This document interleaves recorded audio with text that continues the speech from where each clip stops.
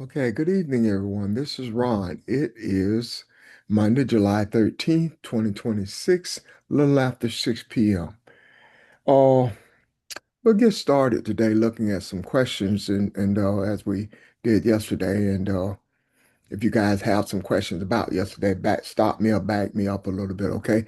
But we've going to start today with a question that Charles had on the floor out of Genesis when he asked about the rivers. Charles, are you on right now? Yes, sir. I'm on. How we doing, man? I'm doing good. Yourself? I am well. Would you like to repeat your question, please? The question I have, it was about the rivers in the garden, and when they split up into I think three or four ways. I want to know what do them rivers represent toward the rivers that we've been talking about, the waters that we've been talking about. Okay. Okay. Um, the rivers that we were talking about, all of them are about energy, and the dams that we talked about was the damming up of the energy and damming up memory because water has memory.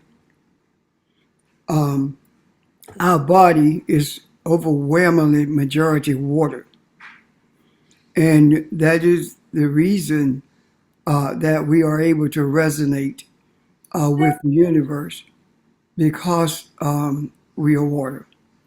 And if you remember the discussion that we had about the Japanese guy who spoke positive over water and how beautiful the crystals were, arranged themselves. And then negatively, we saw that, right? So that means that our words resonate with water, which means that water has a memory of what that energy, positive or negative, expresses in the universe as well as in our environment. Can you see that, guys? Yes.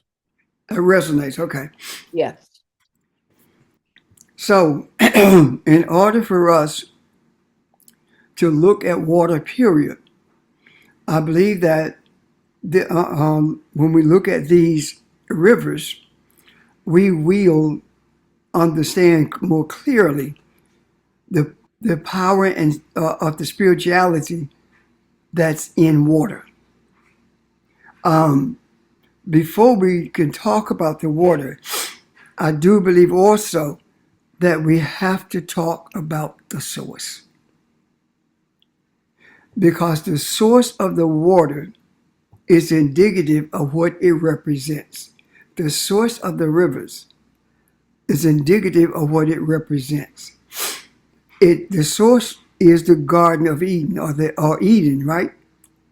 So as we talked briefly about yesterday, Eden is a place. The word garden is a place that is curated, a place that is taken care of, a place that is focused on, a place that produces whatever is in it, a place that supports and sustains life. And Eden speaks to the idea of a place of pleasure. So taking pleasure in being a good gardener, taking pleasure in being one who is assigned to being a curator of a garden, of the garden of humanity, and understanding the principles there, we come to the conclusion that this speaks to the inner harmony of all of us, of each of us, the space where we are to be when we are when we are resonating with the universe. It is a sacred space in us of divine presence, meaning that this Eden, this Garden of Eden, is not a physical place. It is a spiritual space. It is like, I would say, so we can get more clarity maybe, it is like the space of the Holy of Holies. It is where you reside. It is the divine essence of that light that's in the pineal gland.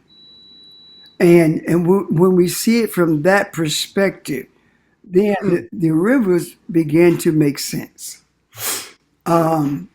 Because the rivers are a pathway of energy. And being a pathway of energy, that means that they have resonance. That means that they vibrate because it's movement. That means that that energy has the power to sustain something or destroy it.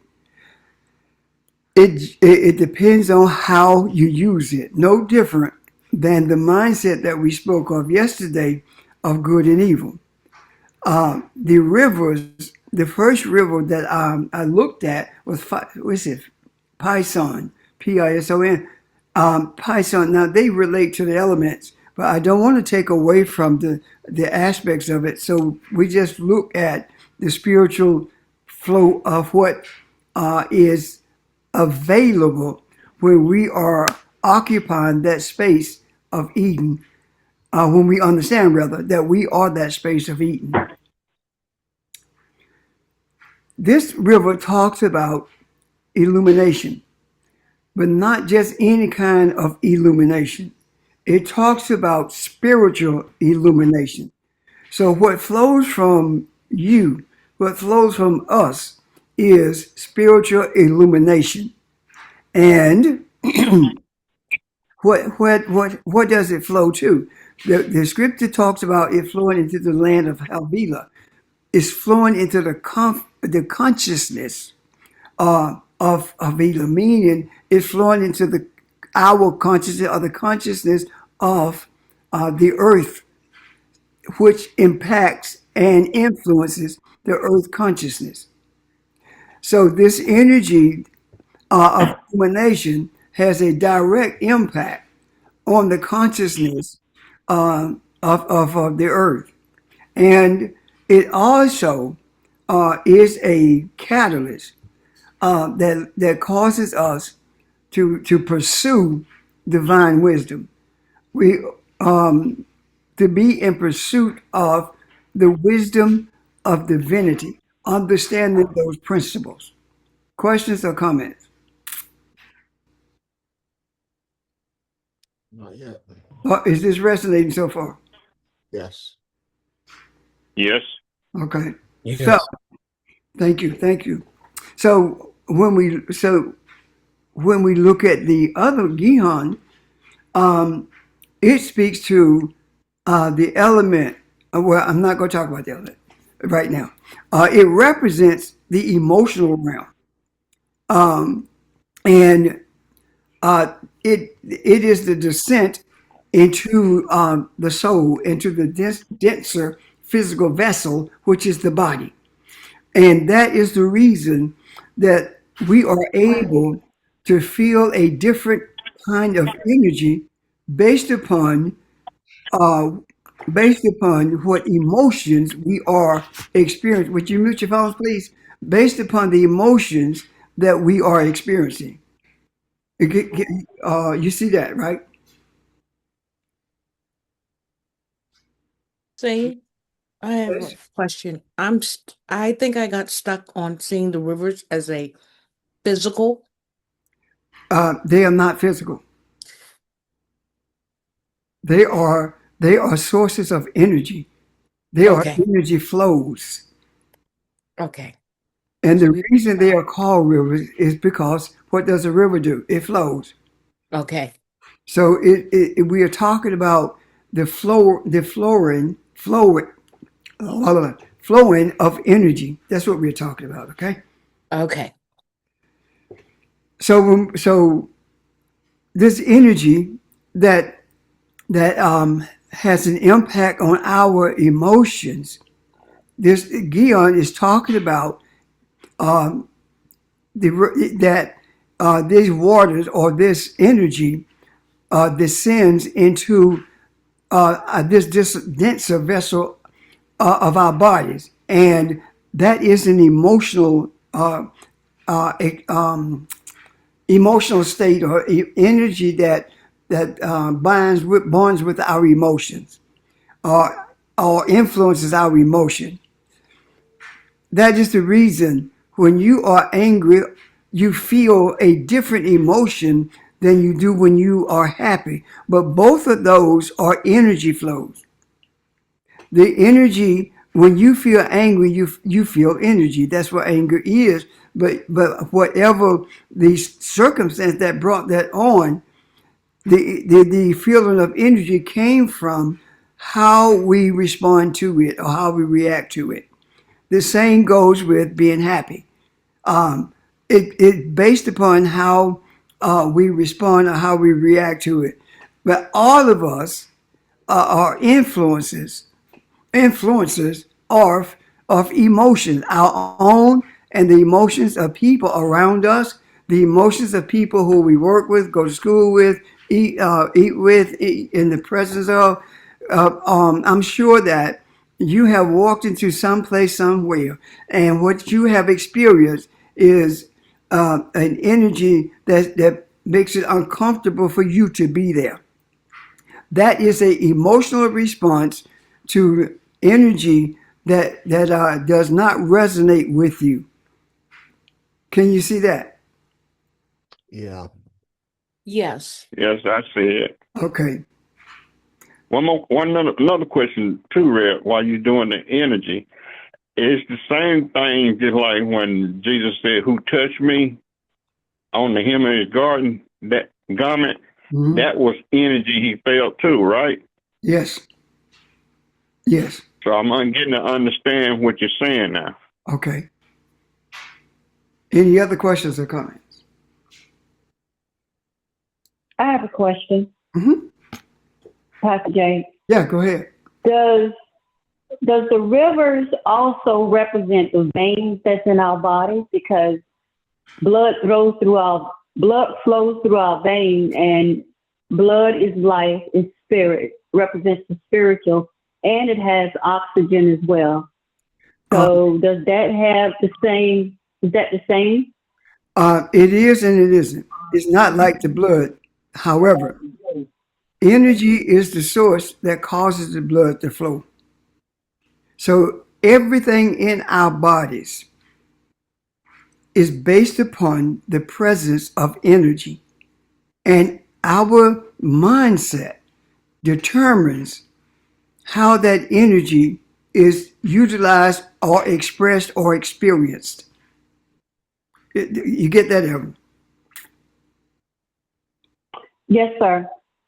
Now, I see the rivers as going back to as leading to source, which is no, yeah. the rivers lead to us. No. No, the river lead to the light, the enlightenment that you are. This is Eden. This is the place where you cultivate the consciousness of the earth. And that is the reason it talks about Pison being the spiritual illumination that flows into the land, which means that this spiritual illumination flows into the consciousness of the earth in pursuit of divine wisdom. Did you get that? Yes, I'm processing, and what you're saying is resonate. Is that not the one with gold or something, dealing with gold? Because you talked about illumination. Don't know. I don't know about the minerals that are attached. Okay. I'm dealing Okay. with the what I want to do is deal with the spiritual essence of it before we look at the spiritual essence of the other parts of it. That's why I'm not dealing with the elements like fire and water, etc. Yes, sir. All right. Thank Now, you. let me give you a picture. Garden of Eden is us. The light The Garden of Eden is the sacred place of divine presence, okay? Where is the sacred place of divine presence in you, in this house called a body? It is the pineal gland. That's who you are. So it is from that source that this illumination flows into the earth consciousness. It is from that source that the energy of emotions flows into these vessels. Are you with me now, Evelyn? Yes. Yes. Anyone else? Any other questions or comments? Because I want. Well, I got one more. Go ahead. Why is it east of Eden? What does the east represent? Not there yet. Okay. All right. Thank you. See, the east in one place it talks about being up front, in front of. However, the east is more than that. The east is the place of divine presence. Okay. East is not just a cardinal point on a grid. East is not just a direction. The spiritual essence of East is the essence of divine presence. When we talk about spirituality, where do we talk about it coming from? Pineal gland?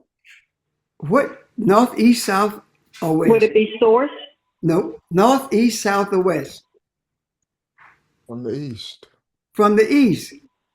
Everything that's spiritual has its origin where? In the east. In the east. So when we talk about east of Eden, that also is talk about Eden. I'm sorry, that east is the presence of spiritual essence. Okay. Now, again, I want to stick with the waters, the rivers, because as they are kind of complicated sometimes. Okay. And that's why I'm stopping so often asking for questions or comment, because comments can give assistance in making this clear. And questions can also do the same thing. Ramel. Okay. The emotional river, Stop saying river. the emotional energy flow, There you go. the emotional energy flow. Is that something? I have a granddaughter who sometimes gets overwhelmed by her emotions, and she calls it big emotion moment. And she's learned to go into her room, cry, holler, and then when she's over that, she'll come down. Thinking of that, and me as an adult, when we're overwhelmed with our emotions, is that from lack of understanding? My desire Lack of understanding. Mm-hmm. for us not to look at these energy flows as individual people, Okay. because every one of us have emotions that are different than each one of us. Okay. What I'm talking about is the broader picture. The broader picture is influencing the consciousness of the earth, All right. the emotional energy that's in the earth as a result of the consciousness of the earth. Can you see that? Yes, I can. Okay. So Eden is consciousness. That's what we're really talking about. Yes, divine presence is consciousness, Eden is consciousness, yes. It's not a location, it's not a garden, it's nothing physical. It's the consciousness that we are. Yes. Consciousness. Okay. Divine consciousness. Thank you. Yeah. So I guess east is the concept. Yes. Okay. If I had to say what East is, I would say that East is the light that Eden received from, Okay. which Evan said earlier, the source. If I had to say that about the East, okay? Okay. I think too, a good example, at least I think I'm right, be this journey that we're on, this journey that started, let's say in 2020 on the line, we are moving energy. We talk about putting stuff in the macro. That's what we're talking about. We're talking about energy. Uh, so that is, I hope, changing the consciousness. That's Uh, exactly it. That's exactly it. See, this journey that we are on, we talk about order, we talk about harmony, we talk about balance. If your emotions personally are all over the place, Mm-hmm. then that means that you are not stable. And I'm not talking about unstable in terms of going to some mental place. I'm talking about unstable when it comes to your spiritual nature. Okay. You cannot meditate if your emotions are all over the place. Am I right? Right.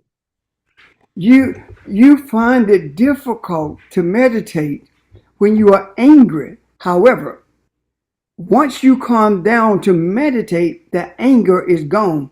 The emotion changes, does it not? It does.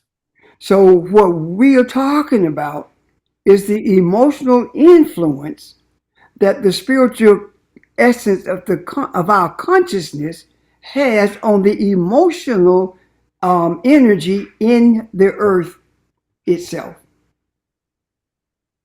Can you see that? That resonates. Anyone else? Does that resonate with the rest of you guys? yes, it Yes, does. that resonate. Okay. Yes, that resonates. Thank you.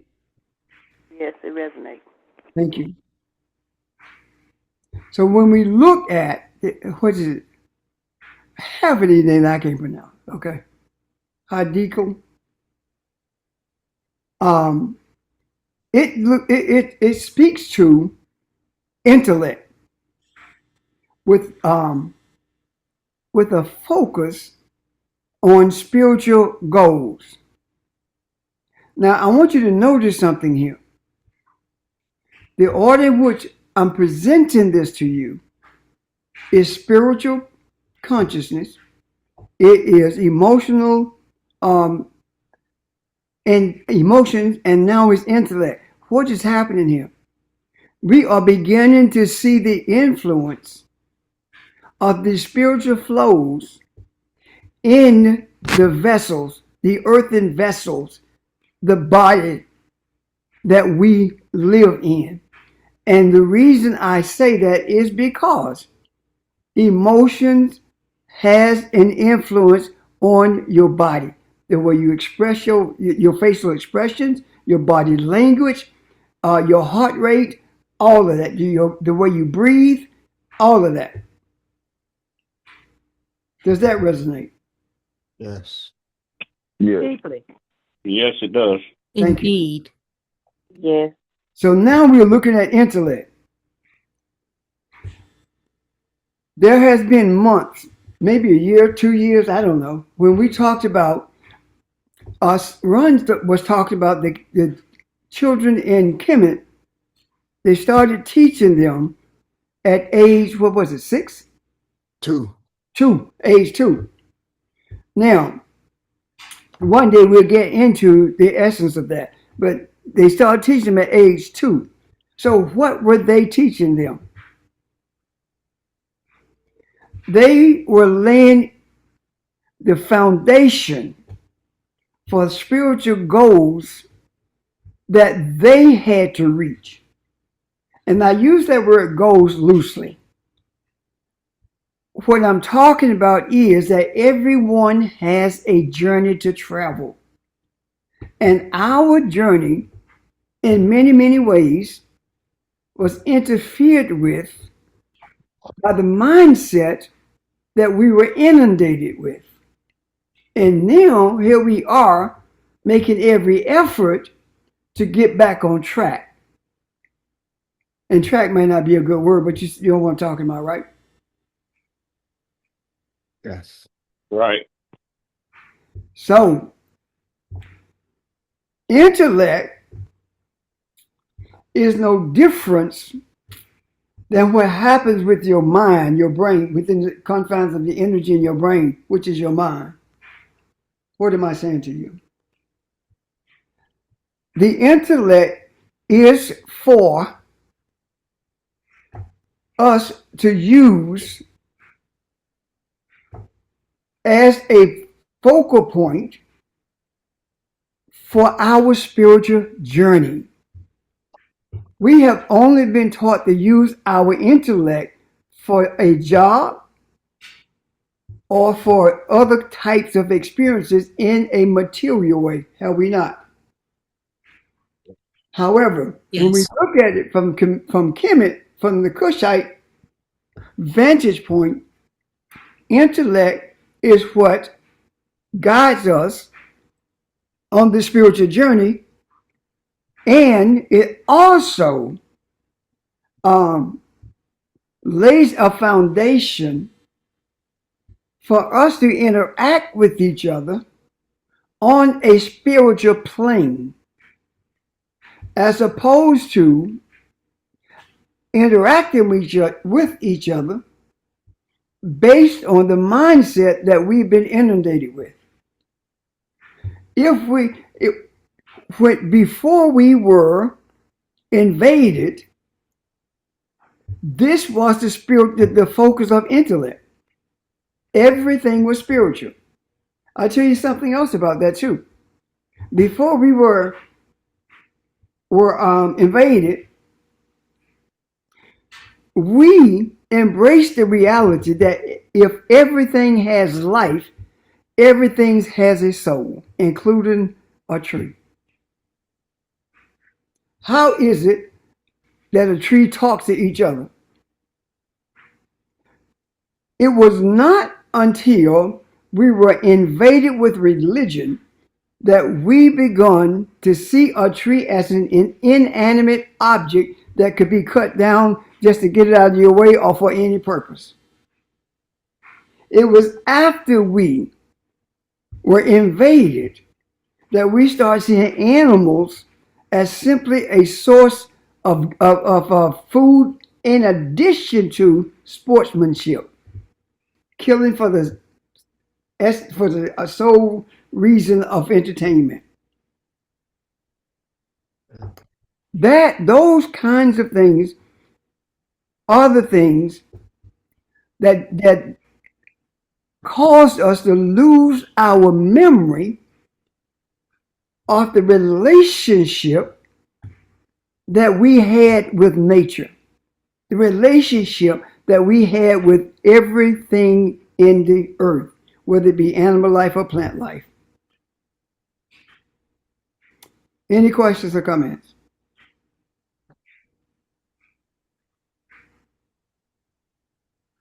Now, here we are. Just a comment. Just a comment. Go ahead. That's why now when we are talking about our plants and we talk to our plants, they respond. So we Yes. are really, really becoming aware of what was covered.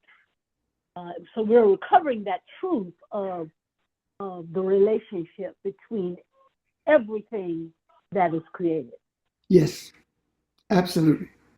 In the case of George Washington Carver, who said the plants told him what they were here for, And that's how he did all the things that he was able to do in his lab. So what was he actually saying? The plant did not say, I want to be a peanut. I want to be some, I want you to make some peanut oil. It didn't say that. There had to be a different type of communication. That was an exchange of energy, with each one understanding what was being experienced. The plant was experiencing George Washington Carver's desires for understanding it, and it was giving him that understanding of itself. So there was two souls communicating, because neither one of them were speaking with vocal cords. Can you see that? Please ask questions if you don't. It is sometimes difficult for us to wrap our mind around this because we have been beat up so long with no one has a soul except people. And that is the reason we have lost contact with lost our memory with nature, because if you have life, you have a soul. It might not have the same purpose as my soul in terms of us being divine, but then the human is different than the divine, is it not? So why is it that we cannot embrace the reality that the soul of the plant or the animal is also the same, different? The other thing with that is that we're understanding more about the energy flows, and at some point, you won't even have to talk to the flowers or the animals or each other. We can communicate because of the resonance and the vibration. When everything is coherent, meaning our thoughts, our emotions, our intellect, our heart, our spirit, all of that is coherent. It's working in balance and in harmony. There won't even be a need to verbalize between different types of creation. Right. Yesterday, Malika says, I don't know what's going on with these electronic things in your house. Sometimes they work, sometimes they don't. Well, what she didn't realize is that Phoebe has a coffee cup that she sits on this little platform, and when she fixes her coffee, she sits it on it while she does everything else, and it keeps it warm. And a little green light pops on. Well, for the last few days, that little light was not popping on. And last night, was it? Or yesterday evening? Anyway, after being in its presence and going and thinking about what Malika said, when I turned and looked at it this morning, the green light was on, which means that it was heating again. What happened? We must be aware that the energy that flows from us influences every single thing around us. However, if you don't believe it, it doesn't happen because you have cut yourself off from the system that the universe has brought into existence for us to flow with it. Can you see that? Yes. I can. Yes. Yeah. And if you, that seems like a minor thing. However, if you are unable to notice the little things, you will not appreciate the bigger things. We are capable of a heck of a lot more than we have ever dreamt of. Any questions or comments? One of the things I So, think, Pastor, if what you're saying, we is about like the flow the flow of water, No, I'm the saying energy flow. that we are the flow of energy, Charles. We Well, are. I'm just trying to go ahead. I'm saying we are the flow of energy, not water. We are water, but energy flows through us. What they noticed in 1937, maybe earlier than that. What they noticed, people, what they the physicians noticed is that when they took lead pipes out of the homes and started putting plastic pipes in there, because that's what DuPont wanted, babies started sucking on pennies because they missed the copper that was in the water. And copper has huge medicinal purposes. The copper and oh my God, what is it? Copper. Well, copper influences or increases the flow of the energy in your body. It is a source that electricity flows through easily, and it balances the energy flow in your body. And when you drink water from copper containers, it also inhibits the growth of bacteria. It also helps with inflammation. So when I say that we are the flow of energy, I'm saying that there's these materials or these minerals that, like silver, these minerals are increase the flow of the energy in us, and it balances it all. And that is the reason that the copper was taken out. So I'm saying that if our energy is balanced, we can make a coffee cup work. If our energy is balanced, we are able to do more than we ever dreamed. So that's what I'm talking about, Charles. That's what I was trying to say. Okay. Any questions or comments about that? I got a I do question. not have any. Yeah, I got a question, Reb. Okay, so Hey, John, hold on a second. okay, okay, good. Ron? I can wait. I can wait. Yeah, I'm just listening. Okay, thank you. Yes, sir. John?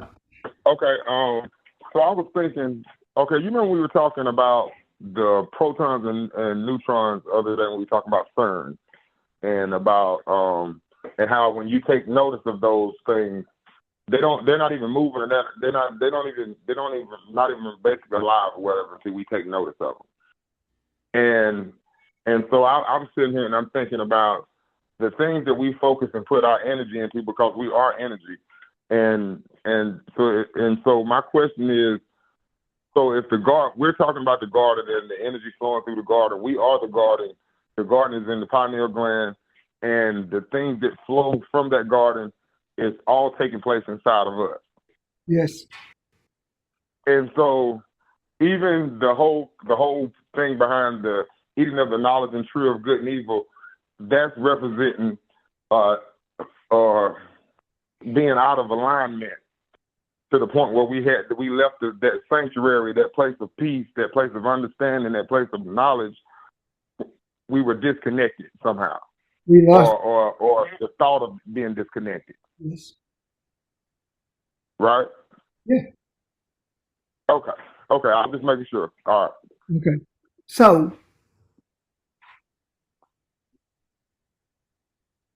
our remembrance of what and who we are, more of what we are than who we are. Our remembrance of that has an astounding effect on the energy forces in the earth.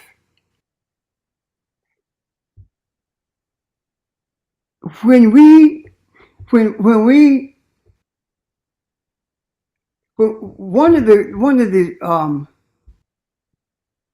the things that keeps us from being continuously in this flow is our mind. We have used our intellect differently than it was supposed to be used. So what happens is, and I don't know, maybe you have experienced it. If you have, please, please, if you've never spoken before, if you've experienced this, please let me know. When I am teaching, I can feel the difference between what my mind is trying to say or put through in my mouth and what's coming from the spiritual essence of my being. Have you experienced that? Anybody? Yes. I think I have to say yes. I can feel it. And the more that I say that I am divine, no matter what, the more that when something comes into my mind that is antithetical to who I am or what I am, I immediately deal with it. And as a result of that, the experience with being able to know the difference between the two is becoming more and more pronounced. It's available to all of us, but we have to believe it to the point of knowing. I don't believe it anymore. I know it. And that is what guides us so that our intellect can become once again subject to the spiritual essence and energy of who we are. Does that resonate? Deeply. Yes. Gosh. I guess you said part of what I was thinking, and I didn't know how to say this. Uh, I think listening to us, especially the last few weeks, maybe we are experiencing what it truly means to be born again, because we've gone back to the beginning and we're seeing things, not only seeing things differently, but we're understanding that the things we've learned or known about the mind was based on uh, living in a Neanderthal world. And maybe the mind was never meant to function the way it is now. And maybe that's what we're doing, is bringing it back. I would take it a step further, Ron. And the same with the intellect, though. We've been taught that intellect so far has always separated us as a people, as a race from other people. And it is something that we put a value on that keeps us above everything else. And maybe intellect was never meant to be that way or used that way. Maybe it was always supposed to be a partnership with their spirituality. And So I just listen to how we talk now and what you're saying, and the rethinking of how you see things. We're starting over. We're literally starting over. And so when you talk about beginning, that just takes on a new meaning. okay, it is not a maybe, it's a reality. You're right, it's a reality. And we are remembering the purpose of intellect. Remember talks about putting something back together. Yeah. And we are reconnecting with the aspects of energy that we no longer remembered. but now we are remembering it. And the more we remember it, the more we are able to influence the consciousness of the earth. Now, do I feel that other people have to have this experience before things began to change? No, I don't. I don't. But I do know that we must Yeah. have these experiences. I do know that. George. Yeah, I was going to yield, but I'm just encouraged in our conversation because something that I know for myself that, we can make things so hard because we're looking at it from an artificial sophistication. And what I mean by that is just going back to the simple things, going back to the simplicity of being able to verbally express myself. You know, um, I'm growing in terms of being able to appreciate that you don't have to be, what I mean, that sophisticated.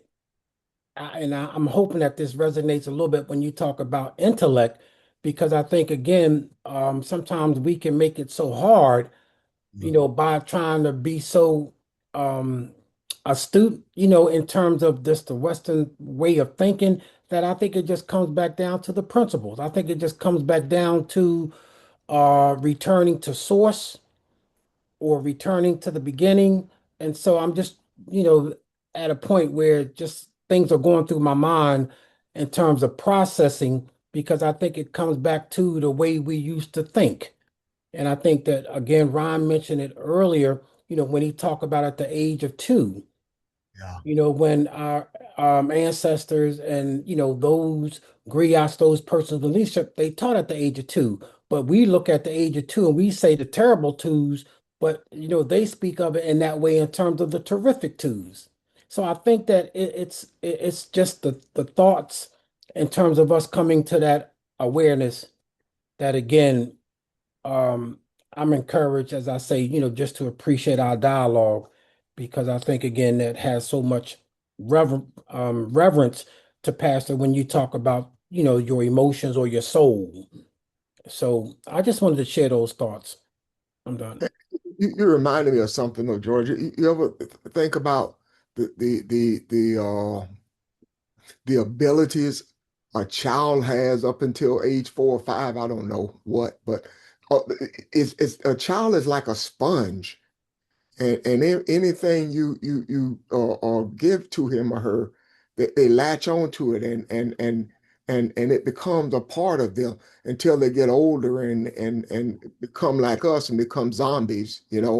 We become one dimensional, and when we get this college and career thing going, we forget all that. But children are just flexible and can do anything. Why until they learn that Yes. they can't. They Right. really, you know. But it's just you're right. You're absolutely right. Yeah. Uh, The Bible told us that. Wicked and wiser, right? We say that kids are smarter than kids used to be. No, they're more aware of themselves than we were. Yeah. Their intellect is no stronger than ours. We just didn't use it the way we are teaching them to use theirs. Think about it. Yeah. Your children or your grandchildren, you think about how you interact with them. You do not interact with them the way you were interacted with. It's different because of the spiritual understandings that we have. So all that makes sense, and all of that resonates. Was there anything else, George? no, no, that was it, Pastor. Again, I appreciate, like I say, the conversation. But everything comes from the water, though. Everything comes from Yes. the water. Yes. Yes. Everything because of the sacredness of the water in this space of earth consciousness. It looks like we're breaking down dams today, the dams that we created by hook, line, or sinker, whether it's through the baggage that others heaped on us or through our own thoughts.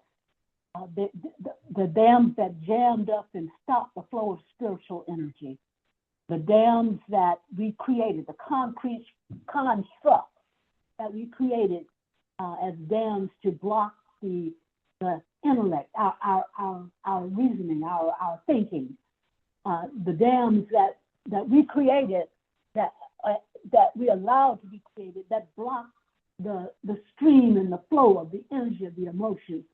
So it looks like we're tearing down dams today, physical kinds of constructs that we've created, so that they not only flow, but they interact in their and they balance in their ordered and harmonious way.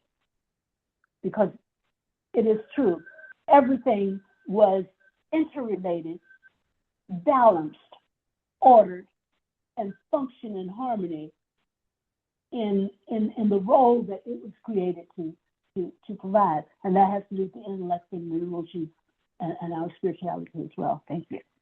Thank you. Thank you. Anyone else? Did I miss someone who was to speak? Can I say one thing, if anybody? Yeah.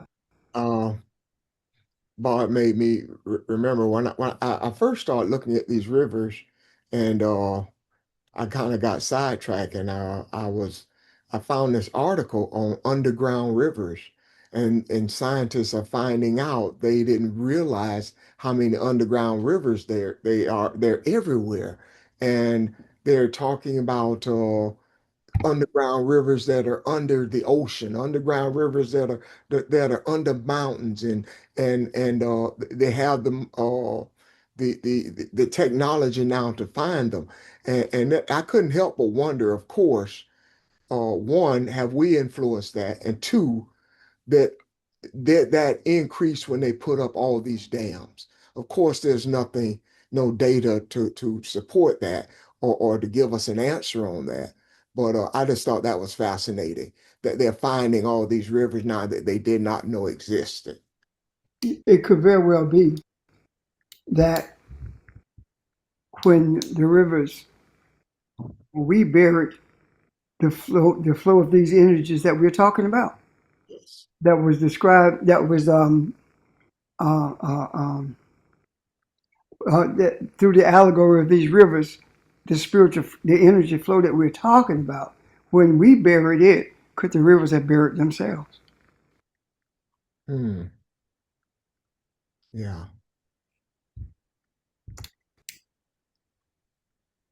Nothing that's spiritual can ever be stopped.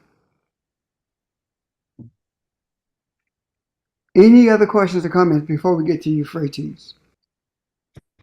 Yeah, I got a comment and a question too. Okay. I was when like us talking about water, I was looking at something the other day, and it kind of caught, and I didn't really think anything of it. I just kind of like scrolled past it. I read it, but I just kind of moved on. But it was talking about how we've explored more of space than we have of the ocean. Right. Like it's still stuff and species and stuff in the ocean that we have never even attempted to try to understand or even look at. And then I kind of thought about it, and I was like, I said, that's just like man to want to go up instead of looking around them. You know what I'm saying? And I thought about what Ron was just saying, the return to beginning. And I thought about something you said yesterday. You said that all of creation waits for mankind's redemption. And I was thinking about returning to a beginning is not just our connection to the source, but our connection to everything that was created, the animals, understanding the weather, understanding nature, and things like that, because there was a time that we were connected to all of this. Because I was watching a video yesterday, like a cooking show, and this guy, he was in Africa, and they were getting ready to slaughter an animal, and all the kids were running around playing. But before they got ready to slaughter this animal, they thanked this animal for the sustenance that was going to come from it for the rest of the village. And I was like, and I'm just sitting there thinking, I'm like, I said, you know, the way we, as far as consumerism and things like that, we are so out of touch. Like, that's why I feel like with food and things like that, why we get so sick, because we're out of touch. Just mankind in general is out of touch with everything. But that was it. Okay. Well, they also, before they cut a tree down, they had a ceremony. Indigenous people had a ceremony before they cut the tree down. Now just cut down, just to get them out of the way. Anybody else before I go to Euphrates? Euphrates. Euphrates speaks to the physical fruitfulness, the physical manifestation, and our human interactions with the physical world. Say that one more time, please. This symbolizes the physical fruitfulness, the physical manifestation, and our human interaction with the physical world. Okay. What I'm saying is this: physical fruitness and the manifestation of what is desired physically, and the interaction that we have with each other comes as a result of this flow of energy, and this is what we see and call balance. When we have physical fruit from the physical manifestation, and when we interact with humans, interact with the physical world, are in a manner that is guided by spirituality. Do you see that? Mm-hmm. In other words, the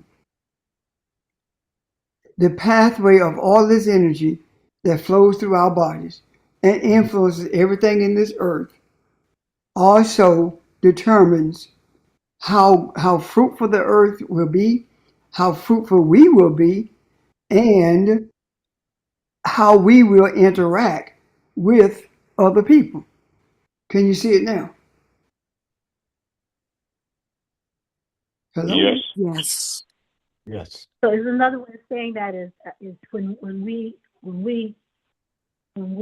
have our priorities in order, our spirituality, our emotions, our intellect are all balanced, are all in the same frequency, then what happens and what manifests physically can be seen as a balance of those the balance is the result of those harmonious kinds of actions. I see it. I cannot really express it. But when everything functions the way it was designed to function,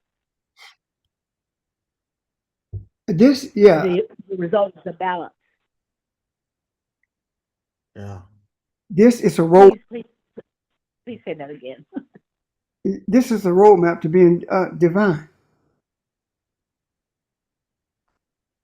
When we allow these energy flows to do what they are supposed to do, we embrace them.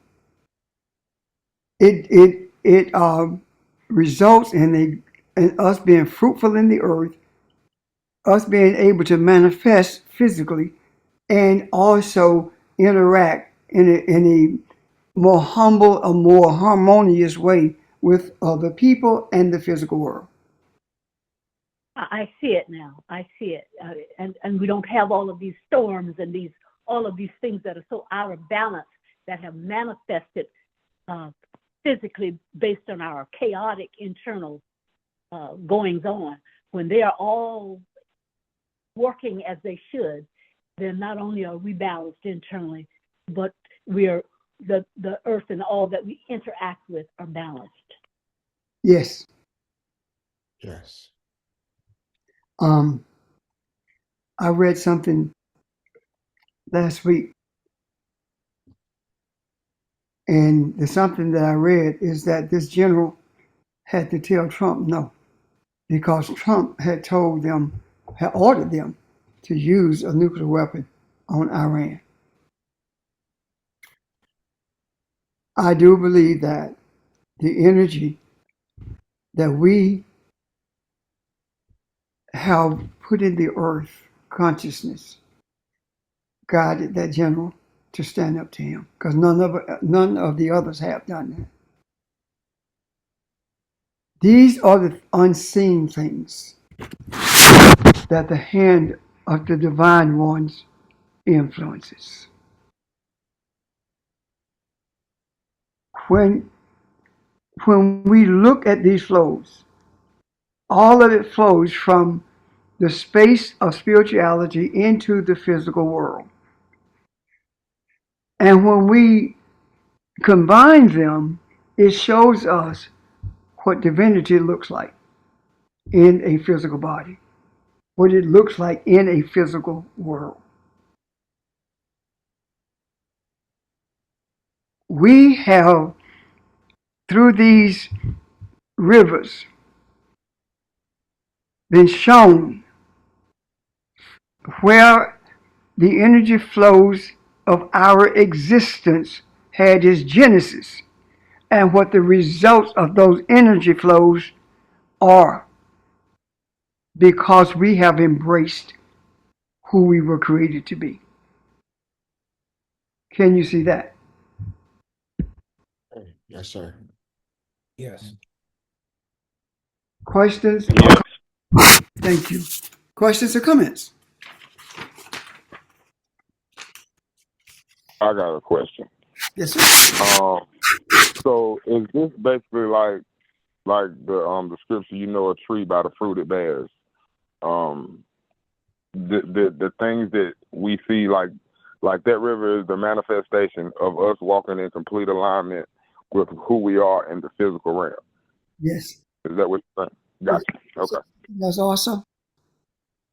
When we talk about walking in this physical realm, being who we were created to be, it does not mean you're not going to have challenges. It does not mean that you're going to say everything right.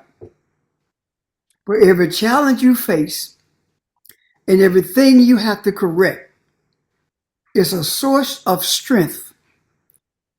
And the mere fact that you recognized it instantly speaks to you knowing who you are. Does that resonate? Yes. Yes. Yes. Yeah. Thank you, guys. Any other questions or comments? I think it may even increase the challenges because that's what moves you. That's what strengthens you. I don't doubt that it does. In more ways than we realize. However, I will say that the more you face these challenges in an instantaneous way, the easier it becomes for you to recognize the challenges and dispense with them pretty much immediately. Right? Mhm. So, any other questions? Okay. I got another comment then. So back to you have always told us that we are the tip of the spear, and this that kind of drives it home even more. and when Ron said that it may make it like, because everybody, like, cause I was like, from what I've been studying, like for how like African spirituality and things like that, that everybody isn't put in the earth to help change the world. Some people have different paths, and everybody has a different reason for being it. But everybody on this call is here learning to walk into who they are for the betterment of mankind and things like that. And with us being the tip of the spear, I think the experiences we have may be far different than everybody else's, but at the same time, the things we go through changes things in the macro because we've gone through it or going through it. To whom much is given, much is required. Mm. If your shoulders weren't strong enough, you wouldn't be obligated to carry humanity on them. If your if your resolve was not strong enough, you would not still be here. Ashe. You're here for a reason. Thank you. Before we get off, I need to say something. Unless there are questions or comments, don't turn off yet from here. Are there questions or comments? None. Okay. Hey. Go ahead, Charles. Now, this ain't about the lesson, but it could be. You remember when Caucasian always telling us that we was monkeys, apes, and that's what we came from.